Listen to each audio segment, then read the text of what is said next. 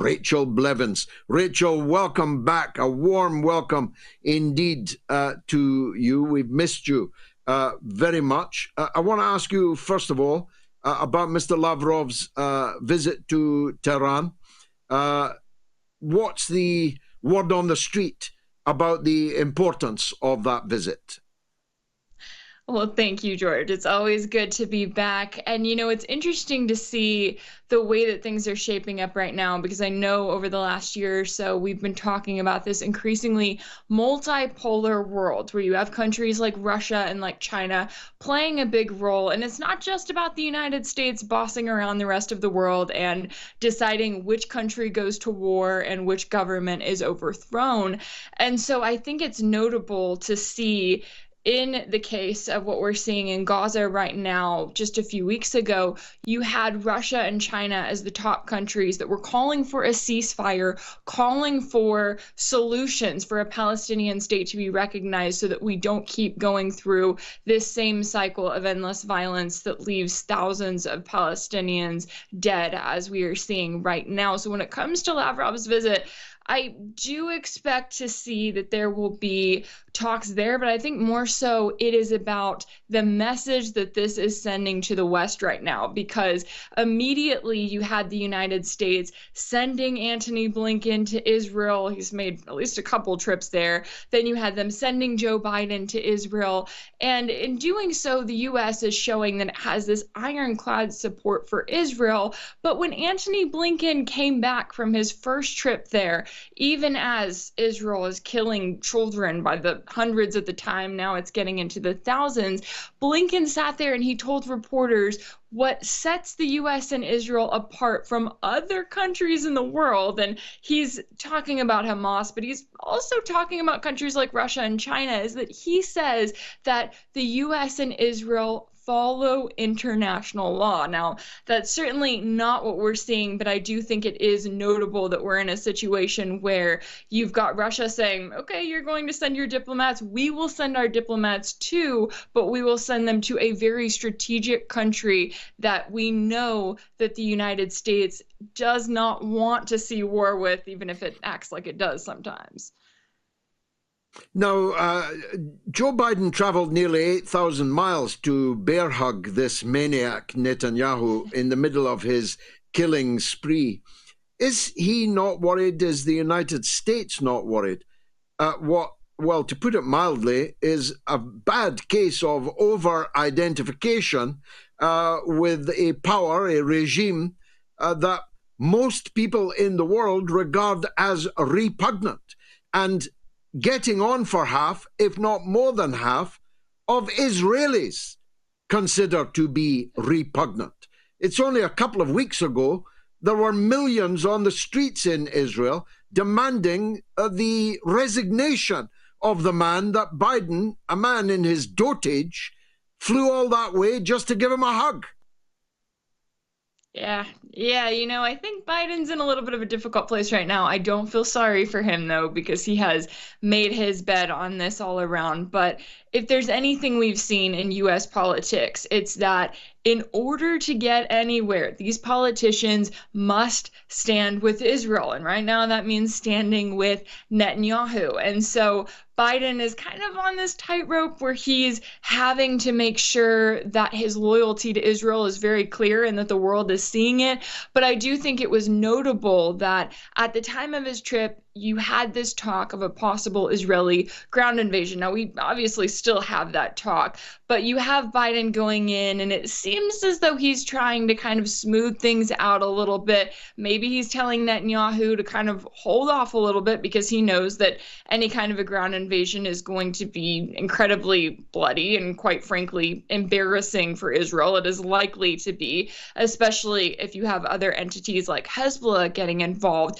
But then you have Biden in this space where he comes in and he says, we're going to make sure that the Palestinians get access to humanitarian aid, which they haven't had because Israel has very intentionally cut it off altogether and bombed any attempts at getting it ahead of this weekend. And in doing so, what Biden is doing is he's trying to make it look like to the public that he is open to all sides, that he's wanting to help the people of Gaza. But what he's not saying, and what he's hoping that people will forget about, is that the United States has the power to end all of this very quickly. The US could come into Israel and say, not one more dollar. We are not going to support you until you end this complete blockade on Gaza, until you stop this ongoing bombardment and stop killing Palestinian children.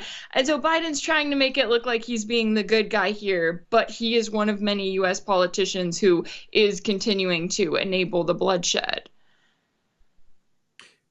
Janet Yellen said that, sure, we can afford two wars.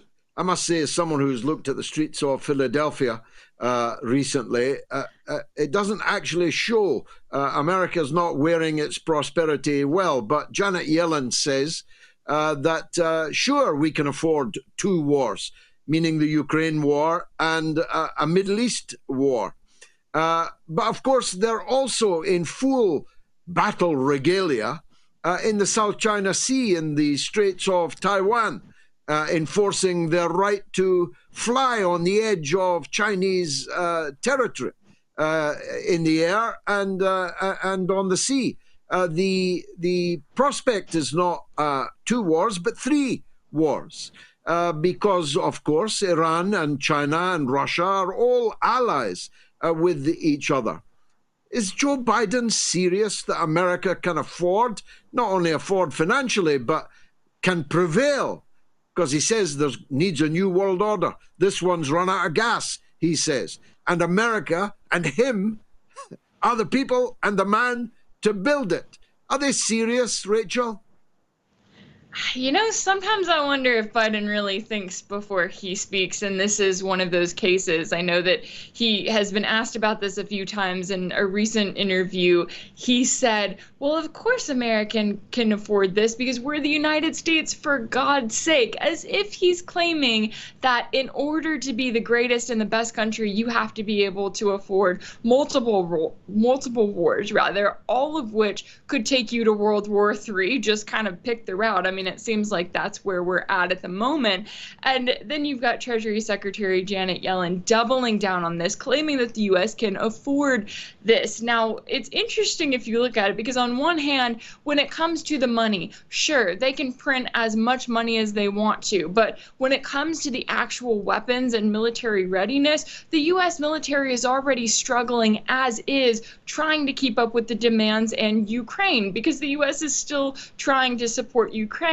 And so they're in a difficult position right now because they're trying to at least give something to Ukraine, while at the same time trying to increase what they're giving to Israel.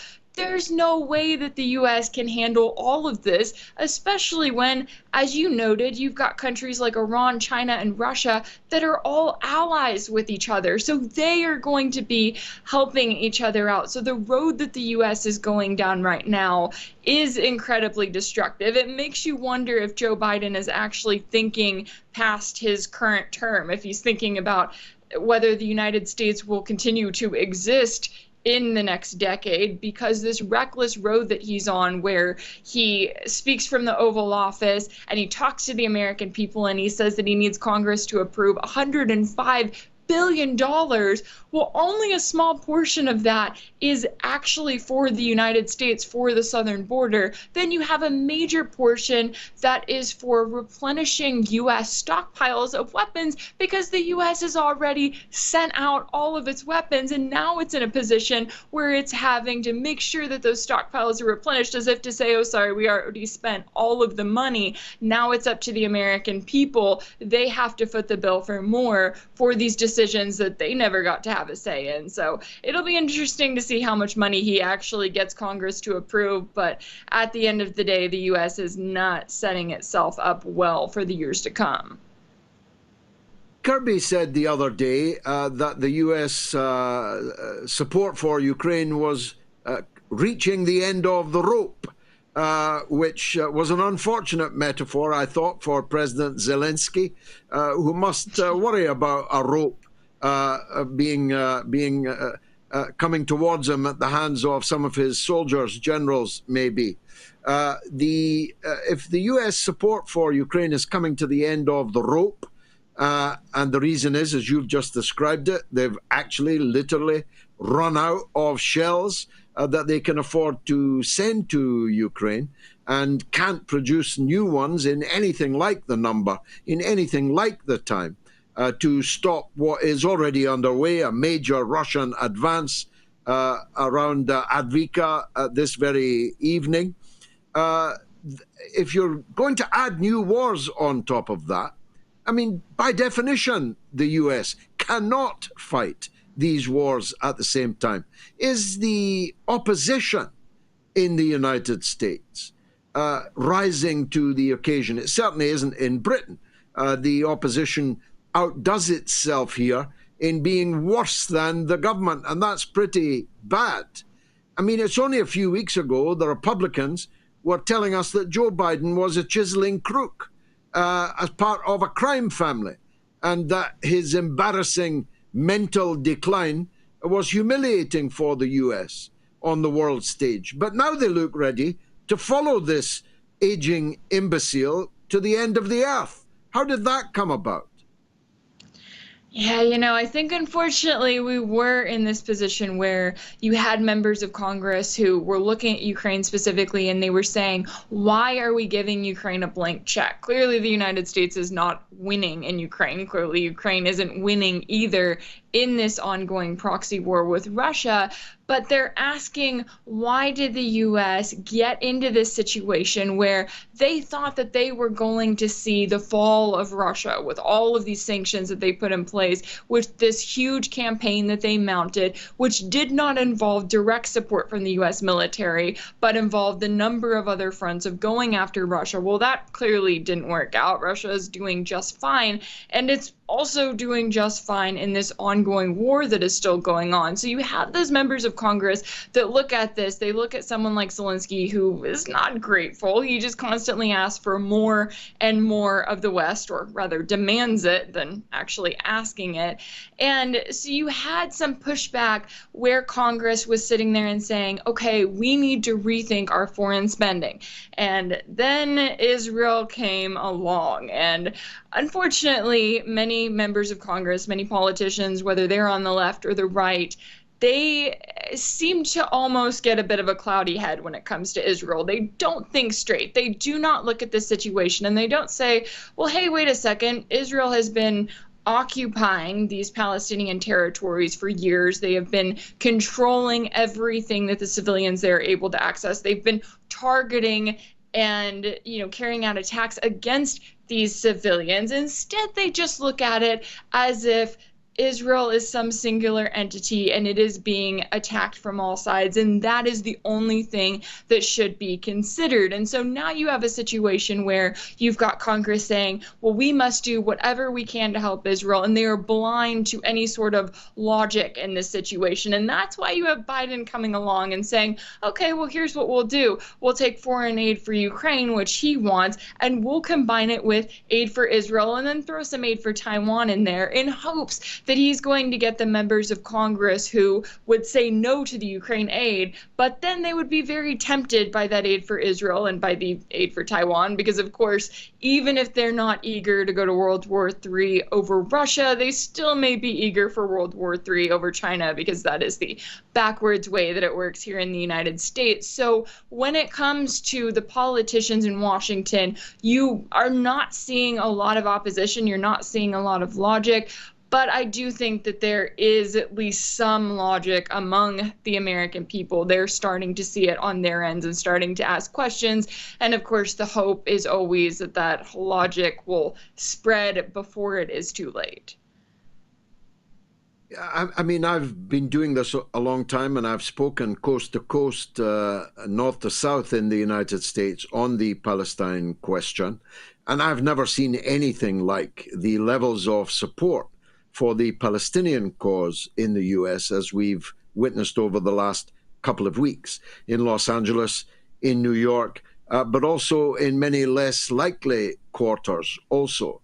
And heroically, I should say, in oftentimes led by Jewish Americans, whose heroism, courage, in the face of the onslaught that they receive as a result, will write their names in the stars. Some of our very, very finest people in the world are American Jews, and even Israeli Jews in their thousands are protesting this, even soldiers in the armed forces. Is it possible to say that Israel is losing the public relations battle, even in the United States? I think we're getting to that point. And I think if you go back to October 7th, when Hamas carried out the initial attack, obviously you have many Americans who are going to trade their Ukrainian flag for an Israeli flag, and they are going to speak out in support of Israel. But then when you had Israel's response and everything we've seen from it, you're seeing thousands of civilians being killed. You're seeing just horrific images and videos all across social media. When people see that and they see the reality of that, they start to ask questions about, okay, why is this happening? Why are these civilians being targeted? And I agree. I think this is one of the rare times where, especially comparing it to what we saw back in 2014, it seems as though now there seems to be more of an awareness about the Palestinian people, about what they have been through and what they're currently going through. And you've got people that are starting to question that unwavering loyalty to Israel. And you're right, we notably had a massive rally happen in Washington, D.C. this week that was actually led by the group Jewish Voice for Peace. You had thousands of people come together. Several of them were arrested for protesting in the U.S. Capitol, protesting peacefully, notably. And what I noticed about that was that it got very little media coverage. The mainstream media didn't want to talk about it because it didn't fit their narrative. They could not fathom of Jewish people in the United States saying that they wanted to see a ceasefire in Gaza, saying that the Palestinian people deserve to have rights, and calling on the Israeli government to stop committing genocide. Because it didn't fit that narrative, then it suddenly wasn't worthy of being talked about. But at the very least, it was widely talked about on social media. And it's things like that that give people the opportunity to see just how heavily the mainstream media carries a certain narrative and the results from it, and the people who suffer because of that, because they're not getting information that they need to be getting. So at the very least, now we do have wide-ranging social media, and it seems like more information is able to get out than we've seen in the past.